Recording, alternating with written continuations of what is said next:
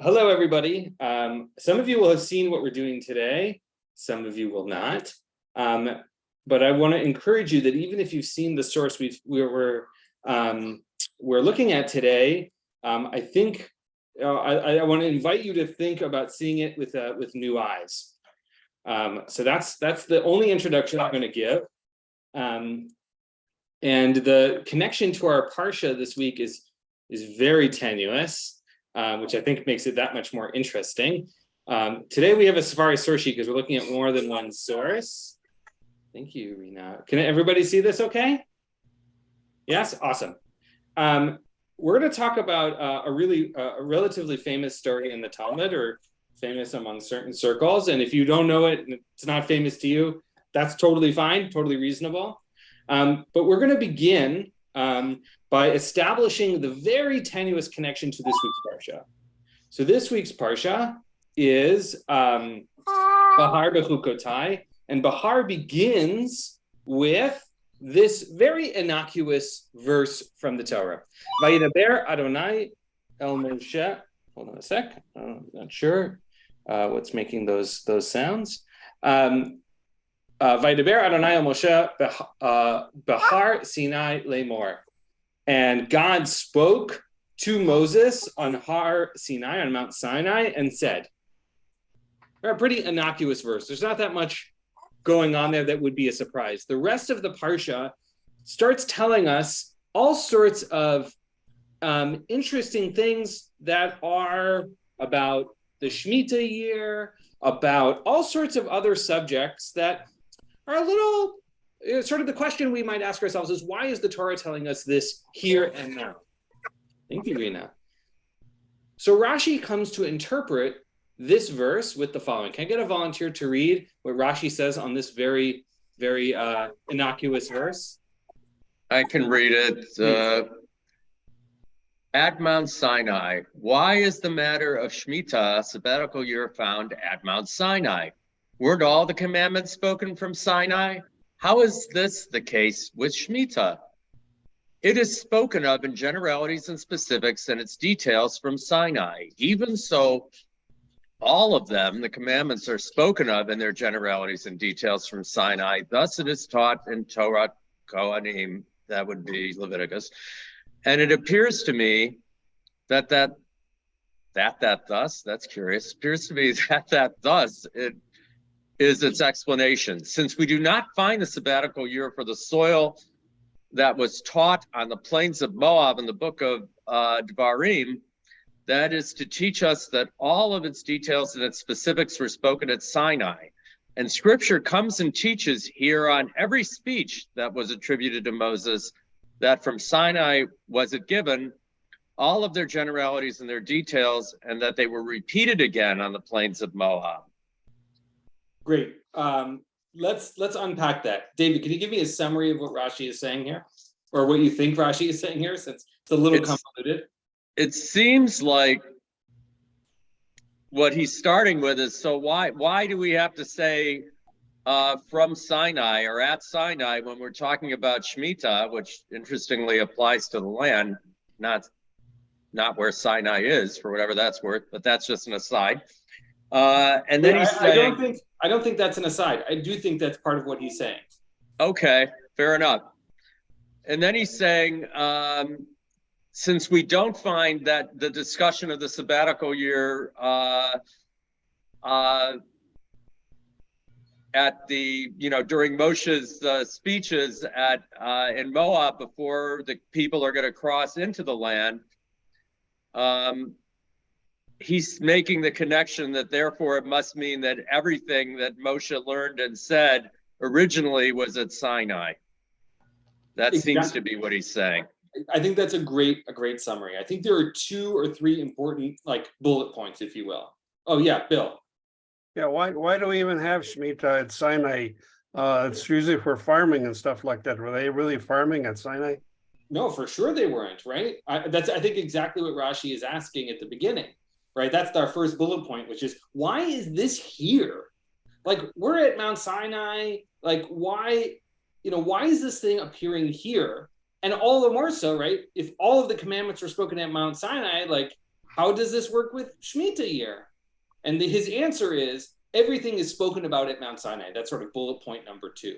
And so even though it was taught in Torah Kohanim, which is Leviticus, and even though it doesn't show up in Deuteronomy with the repetition, again, also a place where this law would not apply, we understand that the details were spoken at Mount Sinai. And so even if it doesn't appear there, or it does appear here, that's our primary takeaway, according to Rashi. That's the lesson of at Mount Sinai. That's why this verse says, Behar Sinai. The piece I want to pull that I think is our connection to this text is, and scripture comes to and teaches here on every speech that was attributed to Moses, meaning to say, all of this, every piece of Torah comes from Moses on some level, or through Moses, more accurately, right? And so even though we've got 2 things, right? All of this shows up at Sinai, and we have a connection through Moses. That's what I think Rashi's saying here. Yeah, Ron. There are, I forgot the number, but there are dozens, I'll use dozens for lack of knowing the number, of commandments that don't appear anywhere before Deuteronomy. But we accept that those were all from Sinai also, don't we? So what's the big deal about this one? So I think that's the same point, which is that I think this proves that thing we do in Deuteronomy, which is to say, it's the same point and regardless of location, which is we sort of take for granted that all of this comes from Mount Sinai, and all of this was given at Sinai, and that Moses transmitted it, whether it shows up here, whether it shows up there. Moses is our primary transmitter. Now, I want to be really clear here. One, we're talking about what Torah and the tradition says about itself. I'm not suggesting that you should literally believe this, right? This is the narrative of the rabbi, so I'll speak for myself. I don't think this is a historically accurate, telling of the story. I don't believe that Torah came literally on a mountain, with thunder and lightning and what have you. But it is a part of the story that we tell, and that in and of itself has tremendous value. So I just want to sort of put that as a caveat. I appreciate the caveat, and I'm all sort of already there, but I'm also still a little curious. And I think maybe this is where Ron was going. If we have things in Dvarim that aren't in the other 4 books, and we have things in the other 4 books like this that aren't in Dvarim, okay, but it's still curious that we're specifically connecting Shemitah with being given at Sinai and then hanging the entire rest of our hat, so to speak, on that apparently very slender peg. And maybe I'm missing something, but I'm just a little bit struggling with that. It's interesting that that's what Rashi picked up on. Well, and I'm not sure there's that much there, really. I don't know. Maybe I'm just not understanding it. Part of the Shemitah, the reason why Shemitah is here, is that we're going in. This is the beauty of teaching with Safari, is that we can sort of click into it. Is that the parsha begins with Shemitah, which is why Shemitah is present here. Right? This is the subject matter. 6 years you should grow your field. 6 years you may prune your vineyard and gather in the yield. But the 7th year you have to have a Shemitah year. So I do get that, but I just think it's interesting to then make the generality that absolutely everything Moshe learned at Sinai from this verse. No, wait a sec. I want to adjust the last thing you said, which is I think he's using this as a jumping off point, which is he's making the broader statement, right? He's using Bahar Sinai as an opportunity to tell you what he thinks about all of Torah. Okay. Right, so he's not saying this singular verse is the reason we should understand this. He's saying, oh, it's in this verse, and we should understand this, and here's my opportunity to tell you about it. That's how I read it. Okay. Thank you. That might resolve some of the angst, may not be the right word, but challenge maybe with that piece. Yeah, Nelson. Well, I was just wondering, there's lots of commandments that were never done in the desert. like all the commandments about how to operate the temple. And so there's simply a slew of things. That's why it has to be a jumping off point. You wouldn't expect to find pieces for each of them. It's just a general claim. It was all done at Sinai, and live with it. Right. And so I think that's a really wonderful transition, which is the live with it piece, because I think that's a really powerful point. And I think that's part of where this sort of Talmud connection that I want to share comes in, because I think it's the live with it piece. This is a relatively famous story. And I'll only introduce it by saying the scenario is in which Moses comes onto Mount Sinai and sees God putting the crowns on the letters of the Torah. So you may have heard this story before, but I want to invite you, if you have, to read it with new eyes in the context of the Rashi, right? In the context of this real understanding. The second thing I want to say is, as far as my research shows, there are only 2 stories in the entire Talmud that start like this. And there's a second one, which you may not have heard, and we're going to look at that one too. Okay, that's the introduction to our Gemara text, which is in Masechet Menachot, which is, as you might guess, is about the Mincha offering, loosely. Can I get a volunteer to read at the beginning, the first 2 paragraphs of our story here? Can you make that page, your handout page, larger? Yeah, I think I can make it slightly larger. Oh, what I can also do is make the page a little bit squarer. How's that? Is that better? Much better. Awesome. I'll try. Can I get a volunteer to read what Rav Yehuda says here? Rav Yehuda says that Rav says, when Moses ascended on high, he found the Holy One, blessed be God, sitting and trying crowns on the letters of the Torah. Moses said before God, Master of the universe, who is preventing you from giving the Torah without these additions? Let me pause you right there. So we have Rav Yehuda is telling a story that he heard from Rav. Moses comes on Mount, it says on high, so it could be maybe Ha'olam Haba, it could be at the end. I think Mount Sinai makes more sense to me, but do with that what you will. Sees God crying, putting the crowns on the letters of the Torah, and to get an interesting imagery of tying crowns, which is in fact the language in Hebrew. And then Moses says to God, which I think is the most fascinating question, who is preventing you from giving Torah without these additions?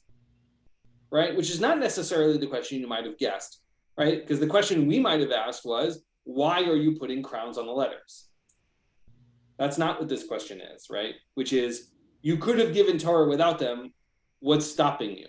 Yeah, Bill. What are crowns on the letters? Yeah. So let's see the best way to tell you this. Torah crowns. Yeah, I'm really glad you asked. Let's see if it will show us. Nope, that's not what it is. Next. Will it show us an image here? The unknown. These are the crowns. These things. So if you read from the Torah scroll itself, the letters have these little crowns on them. That's what they're called. Let's see another one here. See that, Bill? Mm-hmm. But all the letters don't have it, just some of them. Yeah, but if you look at the Torah text, there's a lot of them. Yeah, next time I see it open, I will look. Yeah, so here you can see some letters have them, some don't. But even still, right, the takeaway is that there are crowns. Yeah, Ron. The letters that have the crowns, is it consistent that they have them, or is it selective? So that's a little outside of my knowledge base. My sense is that the letters we see here probably consistently have them based on their shape, right? That they have this small flat top on the end, or at there. But I can't speak with confidence because I just don't know. The reason I ask is I know they're supposed to have some meaning to Kiva, but spoilers. That's where the story. Well, it's already on the page you showed us, but as soon as I saw the question, I knew what story this was. Yes, well, good. So again, fresh eyes. We're going to look at it with fresh eyes. So, okay, Nelson, keep reading the second paragraph here. God said to him, there is a man who is destined to be born after several generations, and Akiva ben Yosef is his name. He is destined to derive from each and every thorn of these crowns, mounds upon mounds of halacha. It is for his sake that the crowns must be added to the letters of the Torah. Amazing. Okay, so again, let's summarize our story here. Moses encounters God putting the crowns on the letters, asks sort of what's going on here. Again, this question I think is fascinating. God says there's going to be a guy. His name is Akiva ben Yosef, and he is going to utilize these crowns to derive halachot. Although I don't know that I've ever actually seen one of those halachot that are derived from a crown, which is an interesting thought. And again, Rabbi Steinsaltz adds here, right? And it's for his sake that these crowns exist. Initial thoughts before we get to the rest of the story. And if you already know the rest of the story, think only about what we read here. Yeah, Bill. Yeah, sort of the same question that was asked before. If you see an olive, does every olive have one? If one of them has it, does everyone have it? Let's assume for the time being that the crowns are generally consistent, because I just don't know, but I think that's probably accurate. Yeah, Bill or Bob. It's unclear to me what the connection is between halachot and the crown. I think you would be right. I don't think it's obvious how you would take a crown and create halachot, interpret them. But according to this story, they have some, secrets of halachot that us mere mortals, non-Akiva ben Yosefs, can barely see. But I think your question is appropriate. Yeah, Karen. So the original question is, who's preventing you from giving the Torah without the additions? But the answer is, who is benefiting from God putting them on? It's not, the answer isn't to the question. I agree. Right? I agree wholeheartedly. The question and the answer are not quite in alignment. Now, this might invite us to think a few things. One is that might be a message in and of itself. That's generally how we study Talmud, right? We'll interpret the dynamic between the two. The second option is this is an edited document, and these paragraphs did not exist at the same time and were edited together, and therefore the answer and the question are not originally together. Now, I'm not suggesting that's true. I just don't know. But academic study of Talmud would ask that question. And as a non-academic, I can't speak to that. Okay, let's look ahead. Again, I want to try no spoilers, one paragraph at a time. Can I get another volunteer to read the third paragraph here?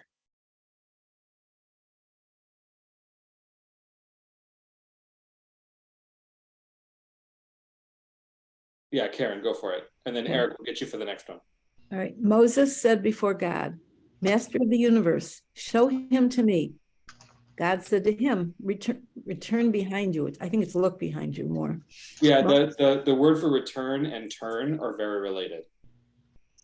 Moses went and sat at the end of the 8th row in Rabbi Akiva's study hall and did not understand what they were saying. Moses' strength waned as he thought his Torah knowledge was deficient. Okay, so what happens? Moses says, I got to see this guy. You're talking about Akiva ben Yosef. I have no idea who this is.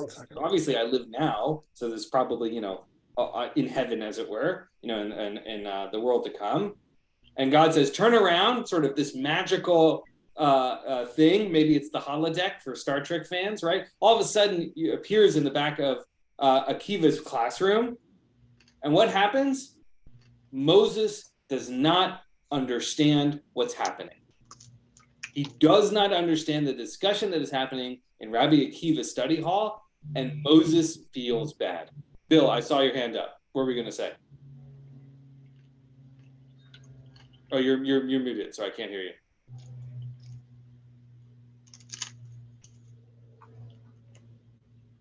I told my wife not to say anything because I was not muted. Oh, So I was telling her. okay. Oh, good. I thought I saw your hand up. Yeah, Ron.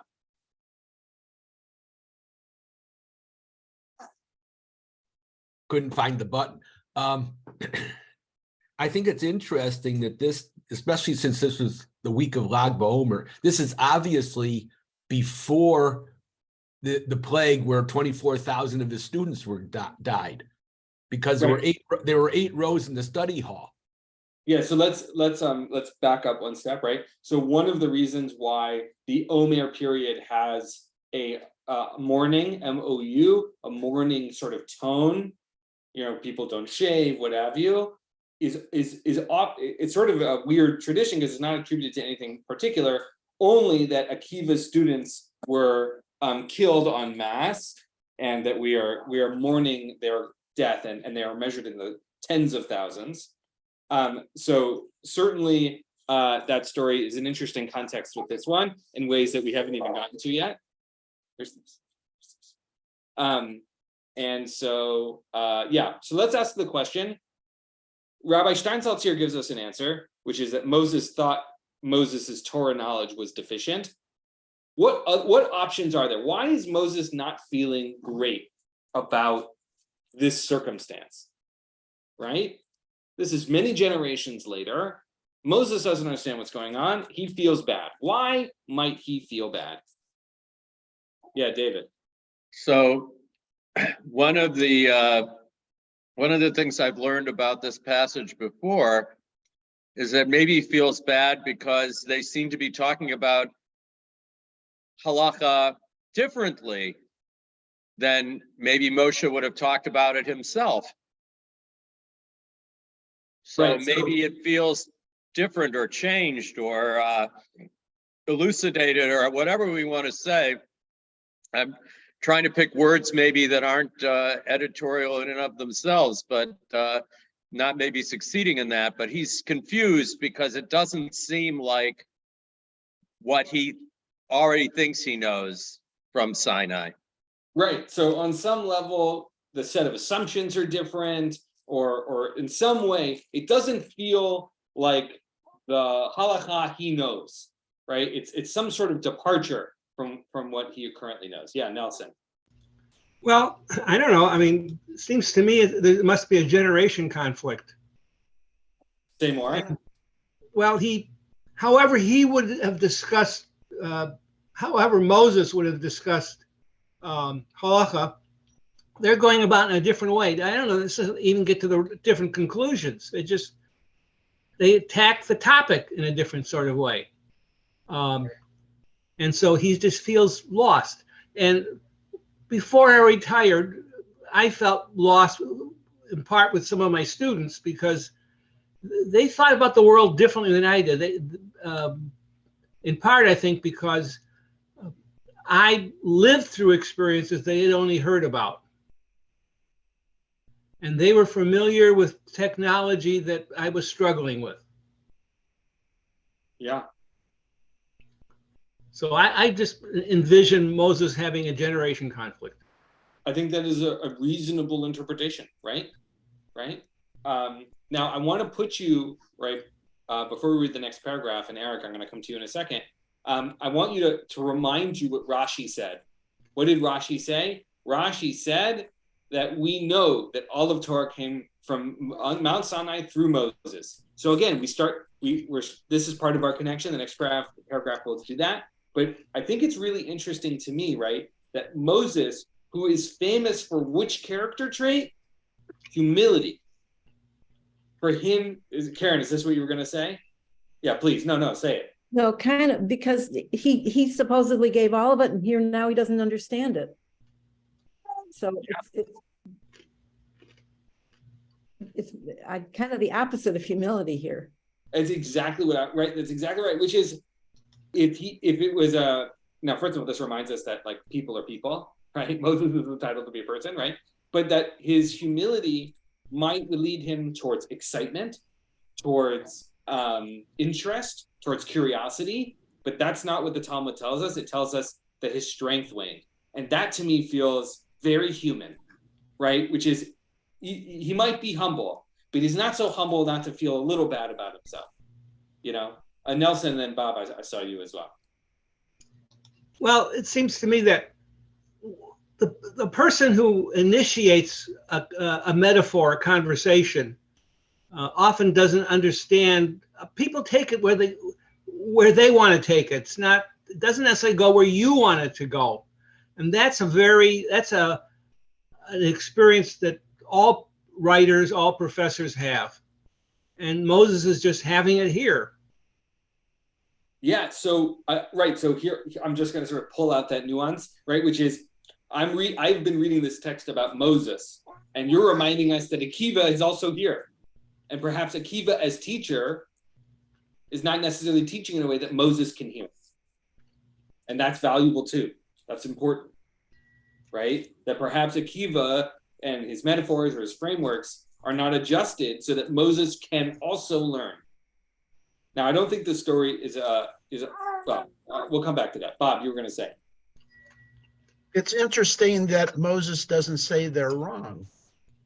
He says the problem is with him. Nice.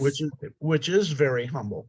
I love that. I love that. Way to protect Moses in this story. I love it. Somebody's got to be rooting for Moses in this story. All right, so let's figure out what happens next. Eric, I'm coming to you. What happens? Okay, where it says Moses said. When Rabbi Akiva. Oh, when Rabbi Akiva arrived at the discussion of one matter, his students said to him, "My teacher, from where do you derive this?" Rabbi Akiva said to them, "It is a halacha transmitted to Moses from Sinai." When Moses heard this, his mind was put at ease, as this too was part of the Torah that he was to receive. Great. Okay, Eric. So what you read, I think, is so. This is, by the way, often when this story is taught, it ends here. There are actually 2 more paragraphs we're going to read, but the story stops being told here, which I think is a shame because the story is way more complicated. So what happens? Rabbi Akiva comes to the end, he's discussing or whatever, saying his students say, so like, where do you know this, Rabbi Akiva? And Rabbi Akiva says, oh, this was transmitted to Moses from or on Mount Sinai. So first of all, ostensibly, Moses should understand this.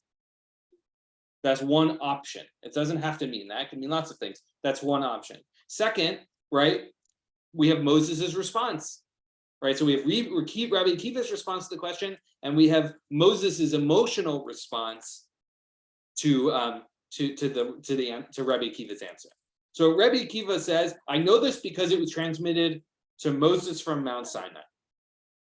So there's a couple of conclusions we can take from this. Right, one is that Moses does know this, or as Rabbi Steinsaltz tells us here, is going to know this, that Moses just hasn't learned this yet. He got a sneak peek with Rabbi Akiva, but he's going back, when he comes back to Mount Sinai, he's gonna learn this from God, right? You have another, which is that it's being attributed to Moses when it probably wasn't from Moses, right? Rabbi Akiva is giving himself authority. So there's a couple of different answers that could be the case with Rabbi Akiva's answer. But then, most interestingly, is Moses's response, which is that made him feel better. It didn't say he understood it better, but its attribution to him made him feel better. And Rabbi Steinsaltz explains that this is part of the Torah he was to receive. That's how he resolves the problem, which is, why does Moses feel better? Well, because he doesn't know it yet, but he's going to. Yeah, David.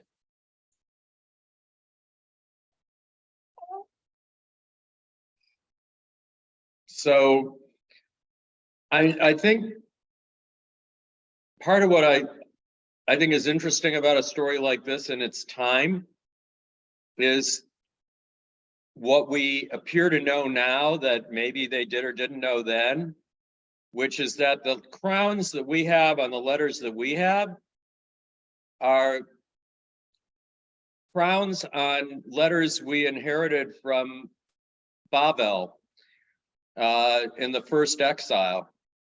In other words, the Hebrew we know existed as a script or a writing before the exile is radically different than the Hebrew we think of as Hebrew now. And maybe there were crowns on those letters also. But can I pause you, David? Because I just want to make sure we're on the same page, which is to say the text, the literal shape of the letters that we attribute to Hebrew here are in fact the Aramaic alphabet. That Hebrew did not look like this, and it's Aramaic. It's in fact, it's Aramaic letters describing Hebrew consonants, right? And so, Right. So to your point, right, which is certainly in the time of the rabbis, that was probably already common and established. And I wouldn't say, as you stated, that wasn't necessarily true at the exile, but certainly for us and the rabbis, this is what Hebrew looks like, but it wasn't true for the characters in the Bible. All right, please continue. And I'm even saying that they may not have been aware of that in a way that we are from archaeology. So the whole discussion of what the crowns are really about is even more expansive perhaps now than it would have been then. And it just makes me wonder if in theory, you could have started out with the crowns are to make it more beautiful, like Chidur Mitzvah. The crowns are art. Or do the crowns have some kind of hidden meaning and maybe Akiva just knows what those are? Or maybe we need a halacha for our times, and if halacha comes from Moses from Sinai, putting it on the crowns is a way of resolving that tension. I think the way that this text is usually taught is when it ends here, and we're going to keep reading. When this text usually is taught, it's usually taught that Torah changes over time. We still always attribute it to Moses. It was passed down, oral Torah, et cetera, some version thereof, and that's the takeaway, right? But again, I want to remember that part of the story is what Rashi is telling us at the beginning, which is that all of Torah happened at Sinai and that it was transmitted through Moses. And here we have a conflict with that, because that's sort of not true. I mean, according to this text, that's not true. Rabbi Akiva is attributing it to Moses, but Moses does not know it. And so he feels bad for a reason, which is that he doesn't know, he doesn't understand what's happening, or he doesn't like what's happening, or doesn't like the arguments, or what have you, the various things that we just broke down. But it's the attribution that makes him feel better. Now, again, I'm picking on his humility here for a second, but something about this experience of attribution, again, that's the sort of the way I'm thinking about it, changes his experience. Yeah, Nelson. Well, but if we take it seriously that he's going to learn this, it might be the case that all Torah does come through Moses. It just hasn't happened yet. So we don't have to say that it's in conflict with that story. Yes, so that's certainly the way that Rabbi Steinsaltz is encouraging us to read it, right? That's what Rabbi Steinsaltz is saying here at the end. That's not what the Talmud says. That's what Rabbi Steinsaltz says, and it's reasonable, right? There's a good reason to argue it this way, because it keeps us I was going to say inconsistency, but that's confusing, because I mean it's allowing us to be consistent. But there's another problem here underlying it all. We really don't have a good logic for understanding time travel. Yeah, to say the least. Yeah, time travel is certainly a complication in this story. And David, we're going to come to you, and then we're going to complicate the story even further. So if we want to even not resolve a conflict, a apparent conflict, and just say there isn't one, either because of time travel on the one hand, or because Moses is actually now learning what the crowns actually are, so he did learn it, whether he traveled in time or had some kind of mystical experience, or just experienced something the way maybe God would experience it without time at all, or beyond time. I don't know, but it's possible to see the crowns that way, and it allows for a lot of interpretation. I don't know whether there would have been crowns on the archaic Hebrew letters as opposed to the letters we now have. I mean, I don't know. I don't know if anybody's ever found an archaic scroll with crowns, and whether they're the same crowns or whether they can even be the same crowns given the shape of the letters being so different. I just find it interesting that if we want to find the oral Torah somewhere, we're finding it in the crowns. Kind of interesting anyway. Yeah. Again, with a close reading of the story, provides us really interesting and challenging questions about the nature of Torah. These are really important and challenging questions. How do we know what we know? How is Torah transmitted? Right? Is there time travel? These are essential questions of Torah. Let's see how the story ends. Moses returned to wherever he was, or to wherever God was, and came before the Holy One, blessed be God, and said before God, Master of the universe, you have a man as great as this, and yet you still choose to give the Torah through me? Why? Again, great, humble question. Very reasonable. You have this awesome person. I'm just me. Why me? God says, be silent. This intention arose before me. So what is God saying? Shut up, effectively, right? Which is, you don't understand what I know. This intention arose before me, and therefore this is how it is.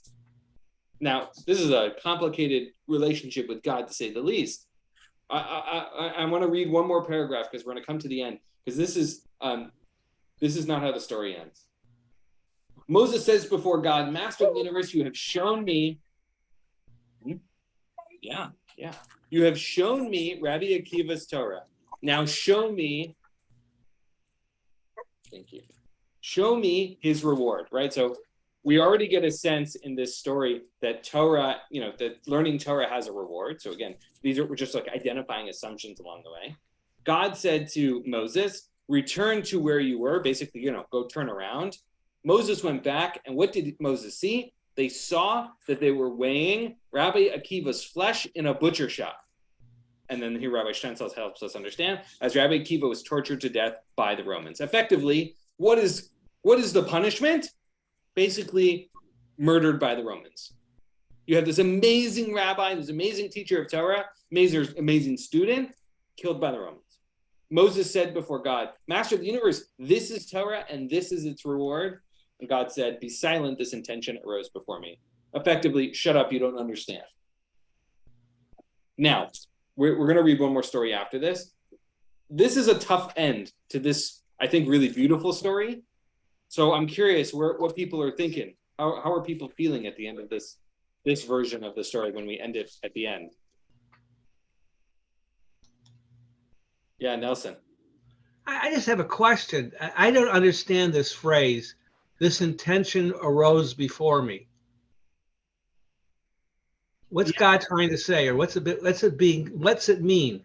Yeah, so I will translate what the literal text of the Talmud is, but I'm not sure I can offer you more wisdom than that you don't have on your own, which is, it says Amar Le, that's Shtok, be quiet. Kach Allah, this arose. B'machshava, in my thinking, in the thinking. Could you try again? I don't know what that is. It must be Siri. Don't worry about it. Okay, sorry. This thing arose in the thinking before me. That's the literal translation. B'machshava, thinking, thought, idea. That's what that means. Yeah, David. That just seems to be a difficult phrase. So either it has some idiomatic meaning we've lost, or it's just a difficult phrase. But I was going to ask the same question as far as that goes. But I think the other thing maybe we can say from a story ending this way, with the same comment that is effectively, you can't question this, is that the rabbis themselves, who are the rabbis of the Talmud, are living, well, if they're living in Babel, I guess they're under relatively friendly Persian suzerainty, if you will. But if they're living in the West, in the land, in Israel, they're under Roman domination. And the Romans weren't kind to us even before they decided to become Christians. And then they certainly weren't kind to us after either. But in a sense, it seems to me the implication of the passage is you're going to have to wait a certain amount of time and experience a certain amount of real horrors, but you keep Torah alive anyway. Certainly one lesson from this is that Torah has suffering with it, which I'm not sure is a great lesson. And I'm not sure that that's the best takeaway from the story, but it's certainly one important takeaway. I think another one can be that Torah and its reward are not obvious. That Rabbi Akiva could have had other rewards that Moses did not see or understand. Moses can't wrap his brain around the whole story, but that Torah and its reward are not aligned one-to-one.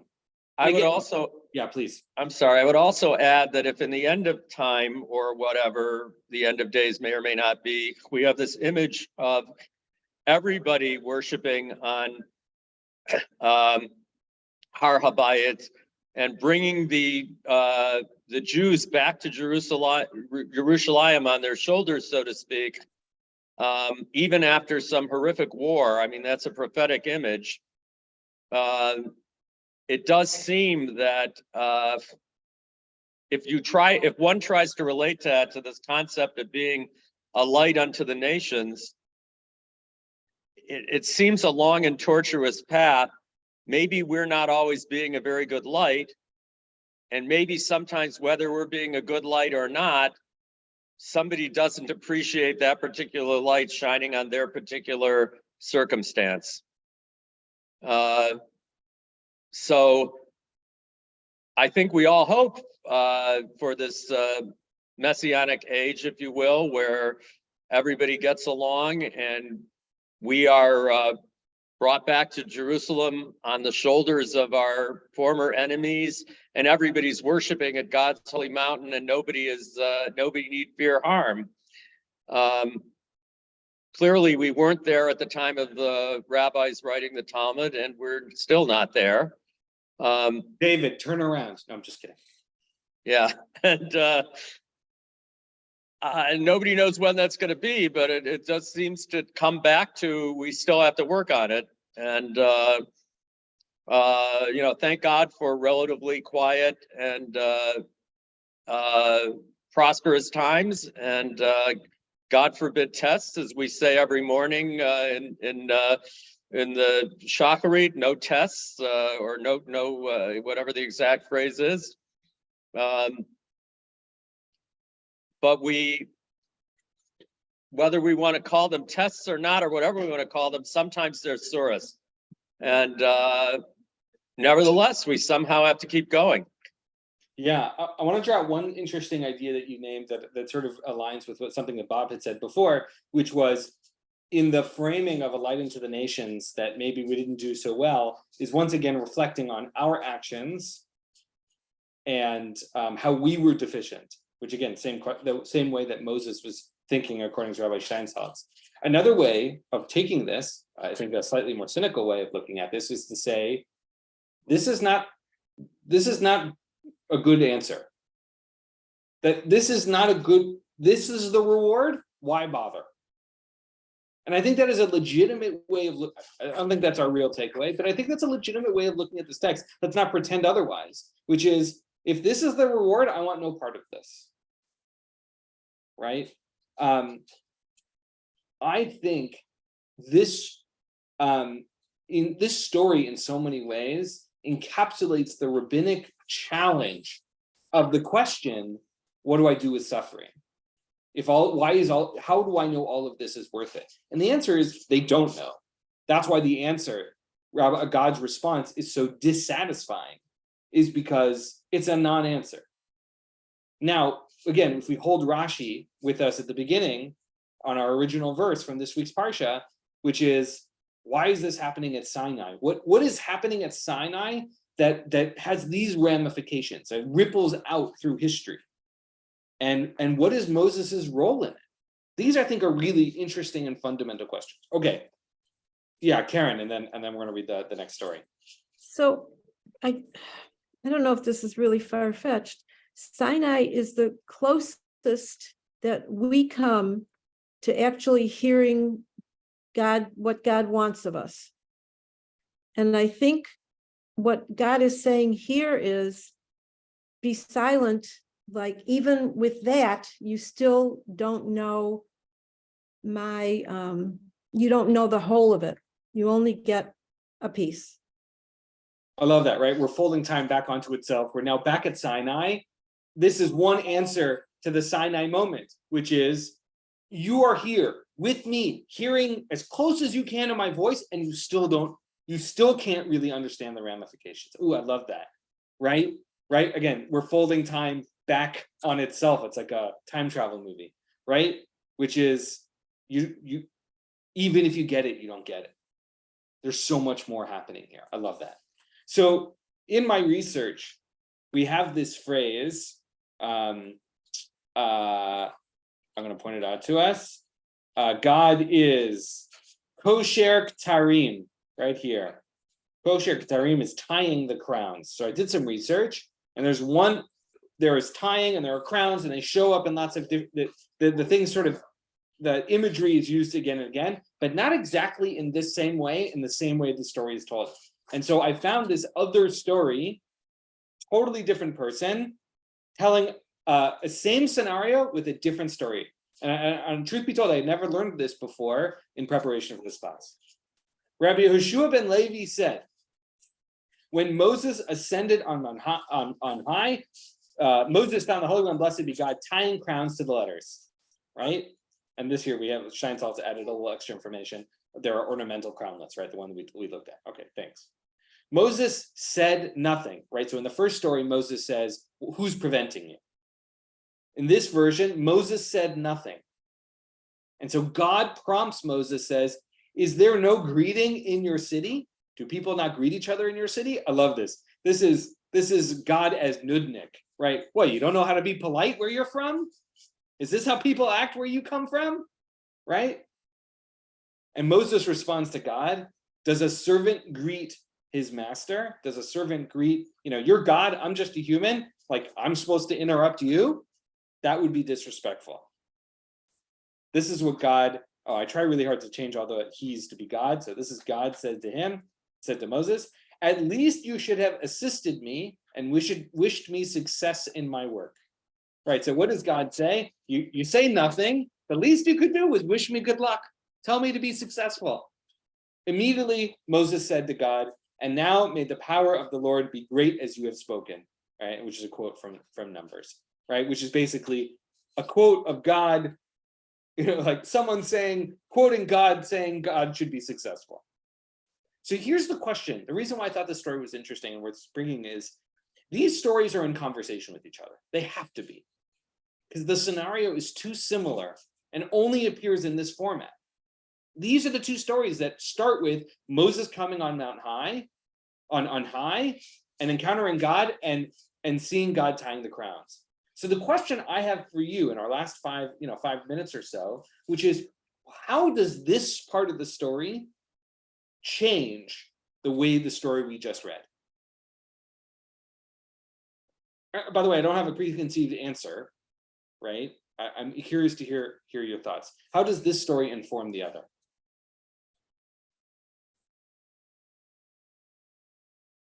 Yeah, Bob. The obvious one right off the top is that the first story, the answer didn't follow the question. And this one, that's eliminated because there was no question. So it makes it more, it makes more sense. You like this story. This story is more linear. Yeah. I wholeheartedly agree, right? This one has a beginning, a middle, and an end, right, in some way. And the other one, it's not quite as linear. Sure. One question I have is, should we understand these stories as happening one after the other? In which order? Or happening at the same time? Again, we're bending reality here, so like there are no rules. Yeah, Bob. I would say it's at the same time. It's two descriptions of the same event.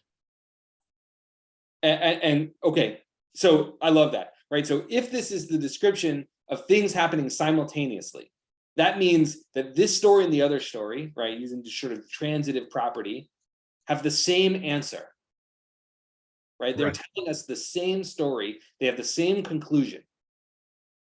That story ended with, shut up, you don't understand. And this one said, God, may you be successful. That's what we're overlaying. How do people feel about that? That makes me feel a little uncomfortable. Not that I disagree, but again, that's only one way of looking at it. Yeah, Karen. So at least the first one gives some meaning to the crowns. In this one, it almost sounds like the crowns are God's putting them on their decoration, and just accept it. Am I reading this wrong? So here we don't even have, there is no reason given for the crowns. We have no idea, right? That question doesn't come up. I think one way of reading this as a result, because I think the same thing, is that maybe this story came first. Moses came up onto the mountain. God says, what, you don't say hi? You say, all right, good luck. And then Moses asks, why are you doing this? Who's preventing you from doing this? Why do you need success in the telling of this story, in the crowns? So I think that's one. Bob, I don't think you're wrong. I think it's very reasonable to look these things are happening simultaneously. I think that's a very interesting read and a reasonable one. I think another one, another potential read is that this one comes first. Again, the third option is that this one comes last. We have to unpack that too. But that this one comes first, then you get sort of a little bit more linear because that question ultimately gets asked. Ron, David, and then Nelson. All right, three points that I have here. One is the fact that Moshe did not help God put the crowns on is why he didn't understand why they were there. So I'm commingling the two stories. Okay. But the first thing that hit me was, how did Moshe see God putting the crowns on when you can't see God? And the third point I wanted to make is, I just looked up Numbers 14:17, and that's not that quote does not come from there. Oh, that's interesting. That's a bad reference then. Oh, we'll have to look into that. Unless I'm blind. Yeah, let's see if we can find it together. Oh, it's just a translation difference. Okay. Right, which is V'atah, now Yigdalna Koach Hashem Ka'asher Dibarta. May it be as great, God's strength is great as you say it. Right? And then here, I love this. This is where Safari is like amazing. Right? Therefore, right, I pray. I mean, it's the same verse, but it's just a different translation. If you saw this translation. Well, to me, it didn't even sound like the same thing. That's why every translation is an interpretation. All right, great, Ron. And I want to, the second point you made, which I think is a really important one, which is there's like a fundamental part of this, which is how could Moses even see God doing this? We sort of took it at face value, but that's a really powerful point. David and then Nelson. So I think that it may still be uncomfortable because we're left without really an understanding, and we have to fill in the blanks about what these crowns might be for. And yet, if you combine the stories like we've been talking about, it does seem like that's the implication of this. Moses isn't even sure doesn't say anything because he isn't sure what to say, and he's getting an instruction on, at least, even if you, the servant, don't understand what I'm doing, at least help. And it seems to me that maybe that's where there's a difference between Akiva and Moshe, at least before the story is told. Because even though Akiva's end is horrible, he's still trying to help tie those crowns by his interpretations that seem to be the halachot we're finding on the crowns.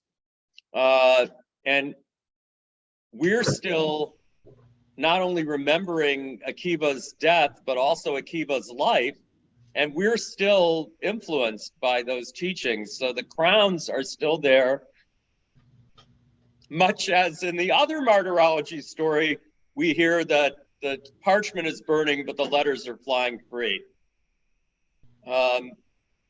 And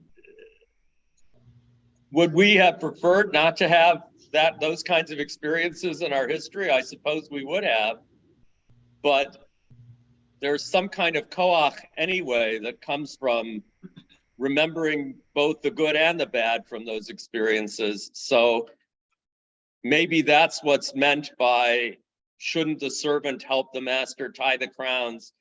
And the implication being, even if you don't know what they're for and are even afraid to say anything, or maybe what you said before got the response, shut up and just do it. So is that still uncomfortable in some ways? Yeah. But, many things are above our pay grade, it would seem, and we still have to do what we can do. I love the image of that assisting God in tying the crowns is the co-creation of Judaism, the co-creation of reality. I think that's a really powerful image. I like that. Nelson, you were next. Well, first of all, we've got Moses says nothing, and God says to him, "Is there no greeting in your city?" Which is sort of like an ironic, like, what's wrong with you? But maybe the crowns are a greeting, a way of reaching out to others. And that's the juxtaposition there. You should have at least assisted me. And now the best he can say is, may your power be as great as you have spoken. As he may actually do the things you want. We have a very linear way of weighing things, good and bad. But bad things often have good consequences. It's not a recommendation to do them. It's just, that's the kind of world in which we live. And we should recognize that. And when we say we don't want the bad things to happen, maybe actually we wouldn't like that world. So two things. One is, it's great because where is the city that Moses is from? Egypt. Or not city, but like, where is Moses from? Egypt, right? They're in the middle of the desert, right? So already we have a bit of a sarcastic question on some level, right? You never left the desert. So already we got some conflict there. The second thing. Thanks for pointing out the sarcasm. It sounded to me like we're putting Hashem in the role of law professor. Although there are certainly professors in other disciplines who want to be sarcastic and belittle their students. But that's a standard in law school, allegedly to toughen you up. Yeah, well, God's definitely toughening Moses up a little bit. But the other thing I wanted to point out, Nelson, that you said, is there's a great section of Talmud or Midrash that teaches that the rabbis prayed for the evil inclination to be taken away. And as a result, no creative work was done because it requires not evil to make creation, but that you have to, the world, it requires you to want to change the world on some level is this inclination that there's a lack of balance without it, and that the world doesn't really work without that balance. Again, I'm not doing a good job of telling that story, but I think that speaks to the question, right? Which is, the world has, when good and bad things happen, bad and good things happen as a result as well. So I want to say this by way of conclusion here, and I know we're a little bit over, which is that we started from this very innocuous verse in this week's parsha, And we were given a principle by Rashi, again, who is between Tanakh and us. The rabbis are in between. So again, we're sort of like reading it out of order already, a little time travel of our own. And Rashi is reminding us that we have this principle that everything sort of goes through the Moshe bottleneck. Everything goes through Moshe, and we have to deal with not what that means, but like there's something to that. And then we have this story in which we have Moses not understanding what's happening, encountering God, asking questions, leaving this open space for how Torah exists, what our role is, what our relationship to Torah is, what the consequences of Torah are, what kind of world we want to live in. This story that on its surface, I know, and again, maybe some of you I know have seen this story before, but I think reading it in this context gives us a chance to revisit it in a new way with new lenses, to ask us these really interesting and challenging questions about what is Torah, what is our relationship to God, what does the future hold, what is our past, what was our past really like, and I think places us in this really interesting, place. I'm actually going to end not where I thought I was going to end because it just occurred to me. Yesterday, I went to the museum, the National Museum of the American Indian, is what the museum is called.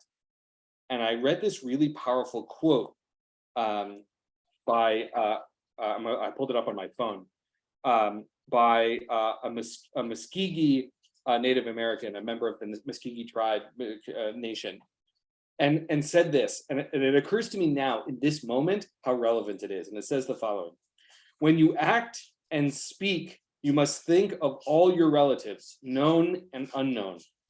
You must also remember the plants, the animals, the living things, and the ancient ones, those who have gone before you. And I think in this moment, I'm realizing that this is in part the lesson Rabbi Akiva is teaching us, that Moshe is teaching us, that what we do has implications both backwards and forwards in ways that we don't always understand. And we have to act with that in mind. All right, with that, I'm going to thank everybody for coming and learning with me, and your patience for us extending over, and have a wonderful Shabbat. And we'll see you all next week, but not the day of Shavuot. So not the 25th, whatever day that is, but the Thursdays between then and now. All right, Shabbat Shalom, everybody.